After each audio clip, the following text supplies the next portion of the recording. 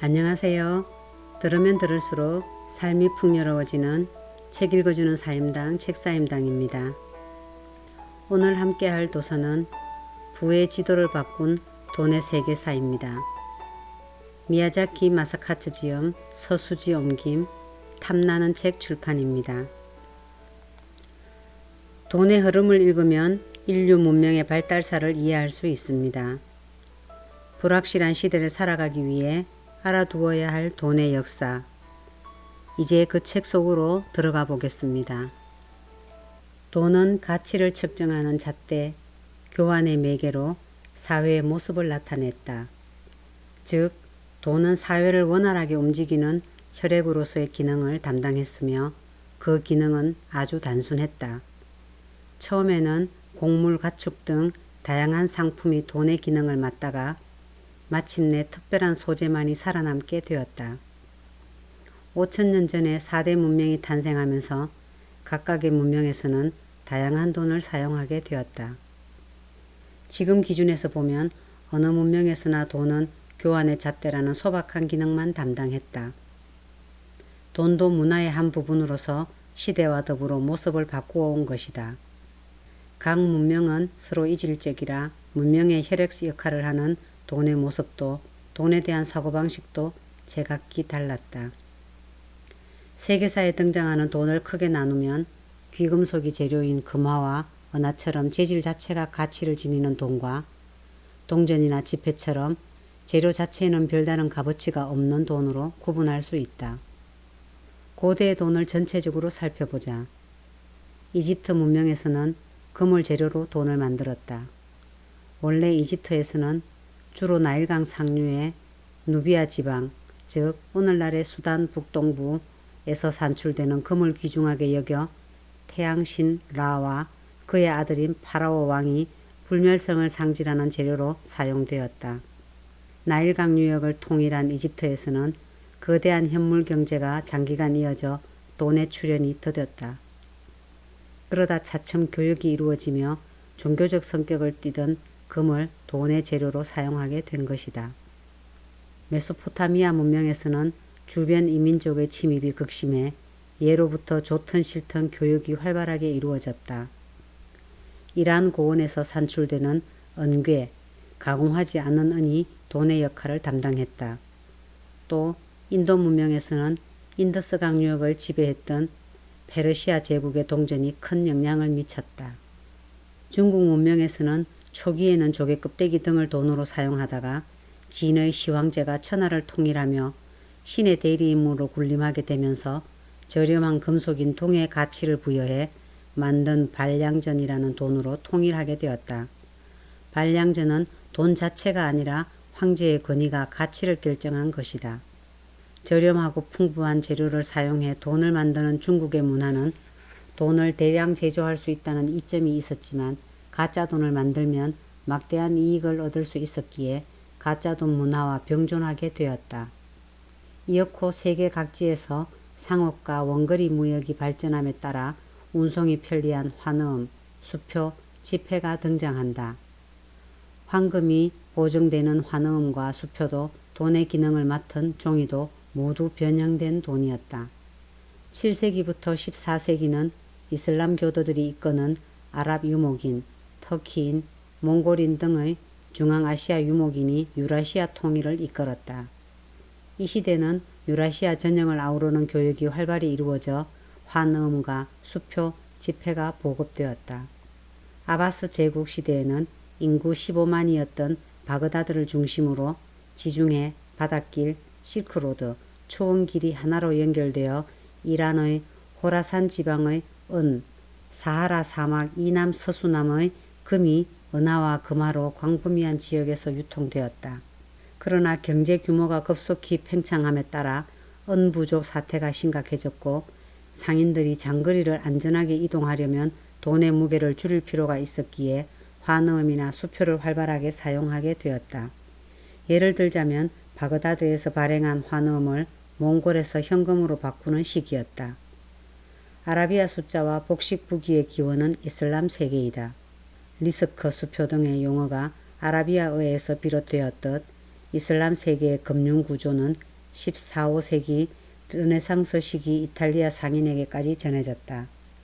유럽에서 은행, 뱅크라는 단어의 기원은 이탈리아어의 뱅코로 시장에서 상인이 환전할 때 사용하던 책상이 그 어원이다.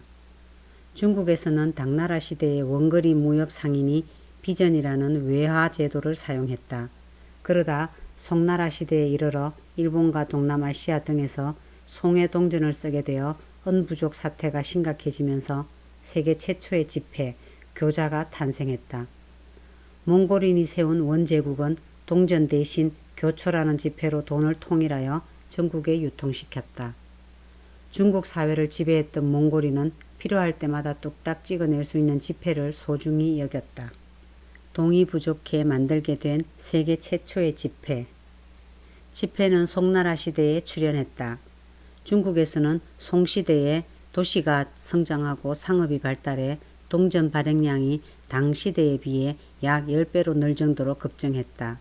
송해 동전은 동남아시아와 일본 등지에서 사용되는 등 아시아의 공통통화로 자리매김했다. 어마어마한 양의 동전을 주조할 필요성이 생겼으나 동해 상출량이 적었던 송은 심각한 원료 부족 사태에 직면했다. 그래서 서추안 등의 벽지에서는 철전을 사용하기도 했다. 하지만 철전은 동전보다 가치가 낮고 무거워 운반하기 불편해 고액이 오가는 상거래에 적합하지가 않았다. 또 돈의 표준화가 늦었던 중국에서는 송시대에 다양한 모양과 종류의 주화가 유통되면서 몹시 불편했다. 그러자 서추안성의 금융업자는 교자라는 어음을 발행하여 무게가 무거워 대량으로 운송하기 어려운 철전의 불편함을 해소하고자 했다. 가치가 보정되고 가벼운 종이를 교역의 매개로 삼아 주화를 운반할 때의 번거로움과 운반의 곤란함 등의 문제를 해결한 것이다. 이었고 교자의 편리성이 널리 알려지자 송은 상인조합으로부터 어음 발행권을 빼앗아 지폐로 교자를 발행했다. 원래 동전의 가치를 나타내고 동전과 교환할 수 있었던 어음을 황제가 가치를 보정하는 지폐로 탈바꿈시킨 셈이다.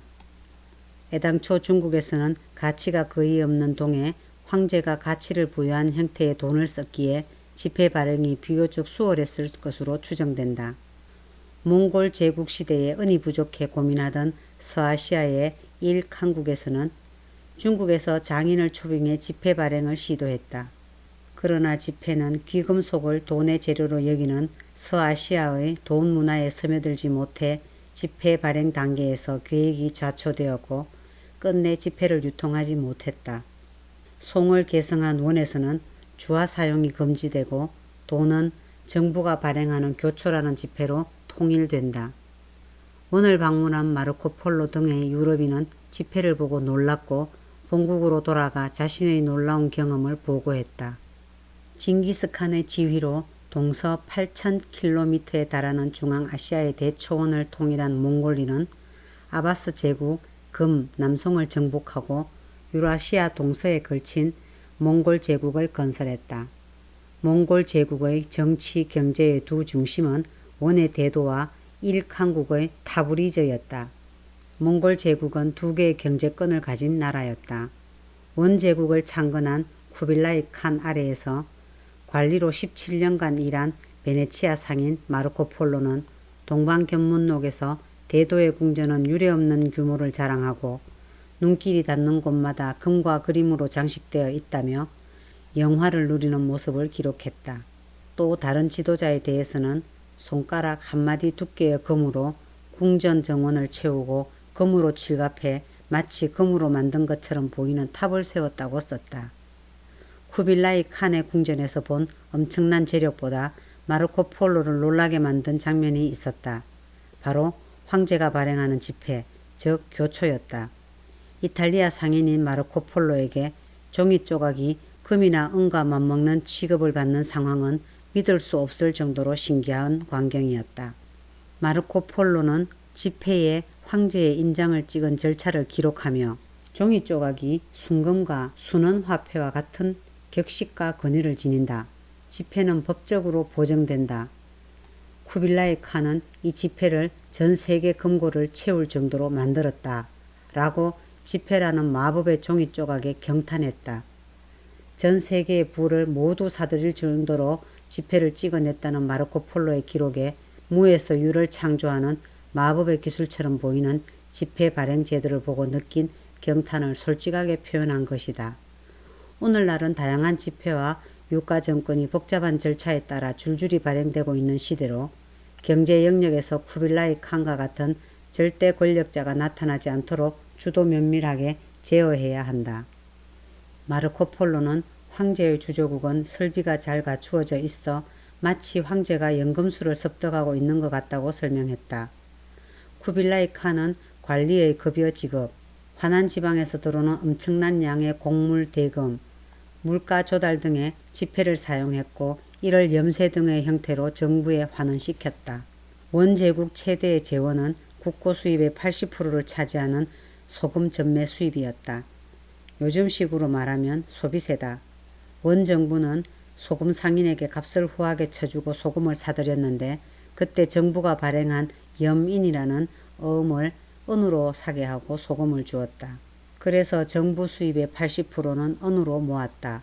또 창장이라는 양쯔강 이북의 농민에게는 세금으로 각 호별로 은을 내게 하는 포음제를 실시했고 중국은의 60% 이상을 산출하는 윈난 지방에 많은 이슬람 교도를 이주시켜 음광 개발에 열을 올렸다. 중국이 거두어들인 막대한 양의 은은 유라시아 각지의 몽골인 왕족에게 분배했는데 그 양은 연간 10톤에 달했다고 추정된다.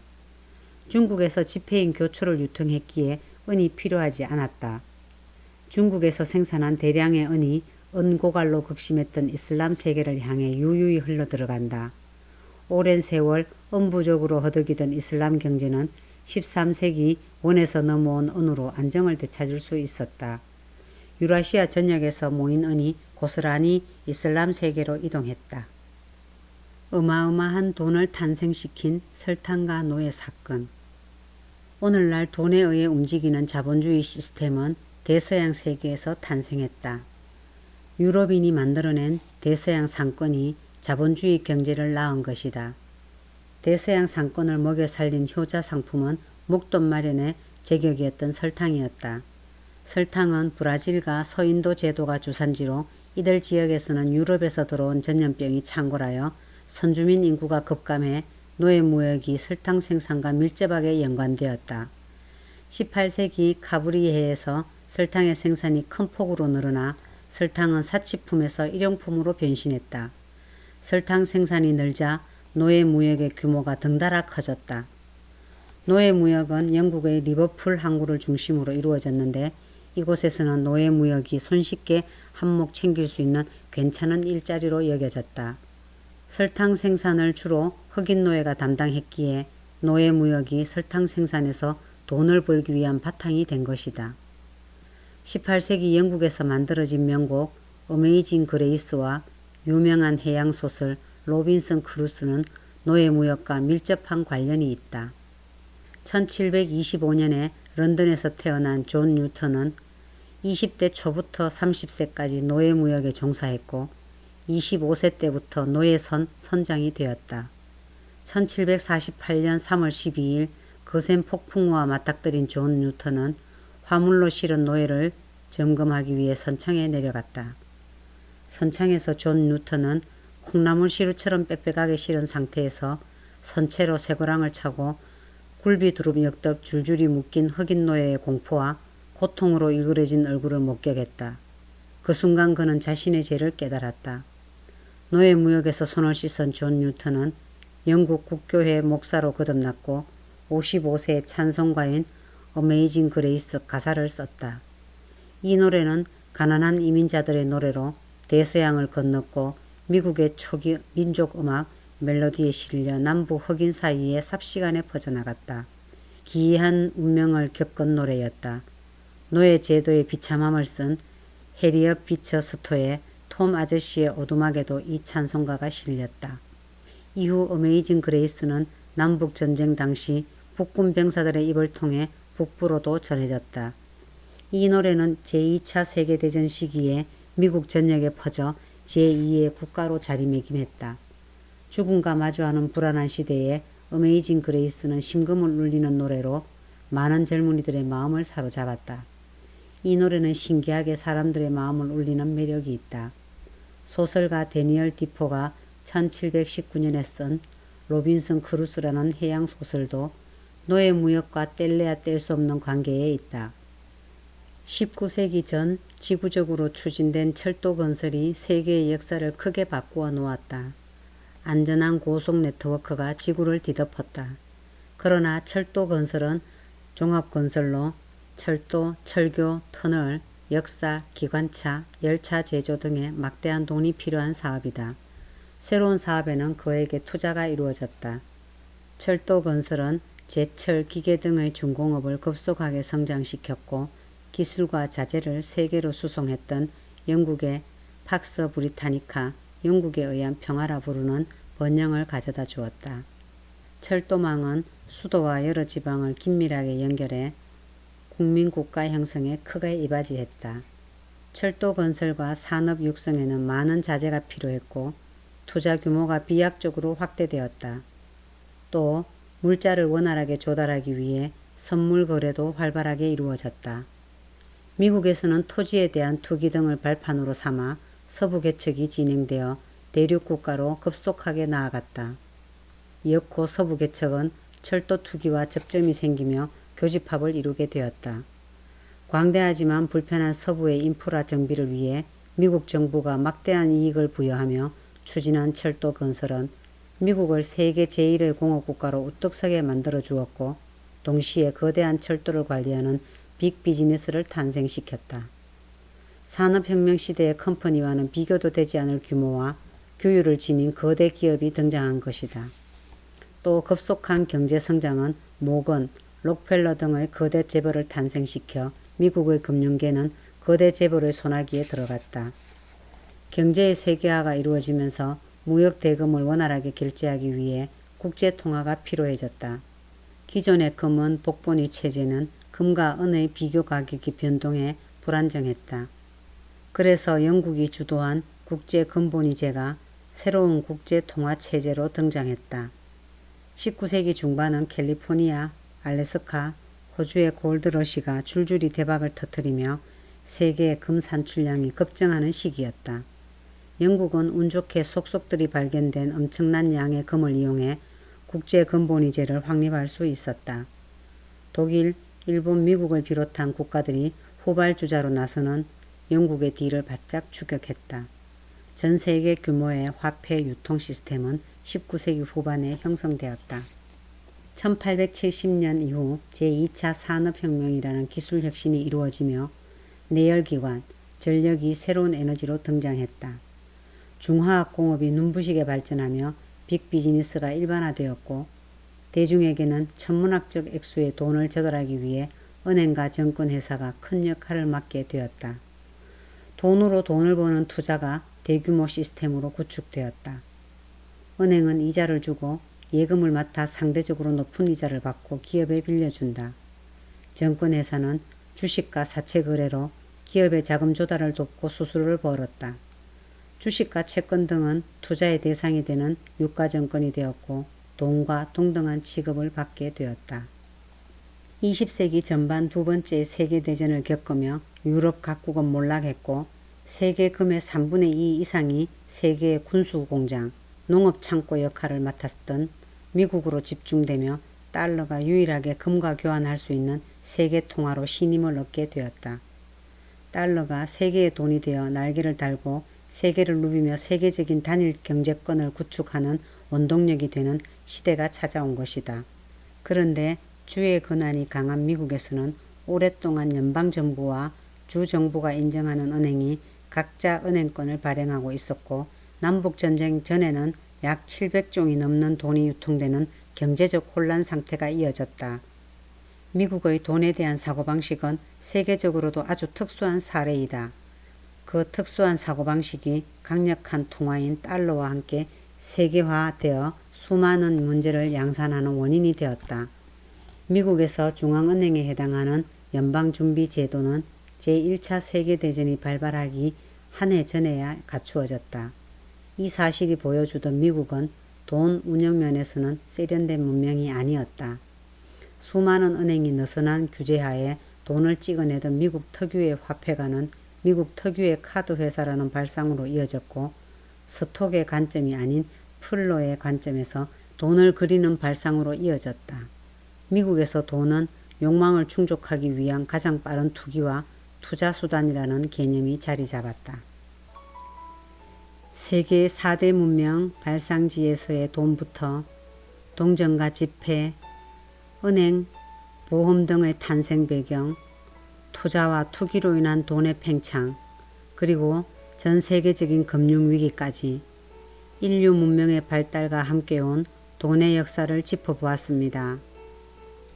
돈은 가치를 측정하는 잣대, 교환의 매개로 모습을 나타내어 사회를 원활하게 움직이는 문명의 혈액으로서의 기능했습니다. 세계사를 되짚어보면 돈이 어디로 흘러가는지에 따라 세계를 주름 잡는 패권국의 지위도 결정됩니다. 부의 지도가 곧 세계 패권의 지도가 되었던 것이지요.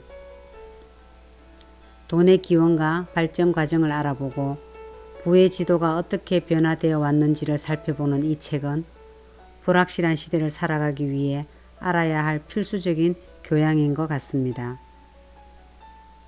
책 내용은 여기까지입니다. 감사합니다.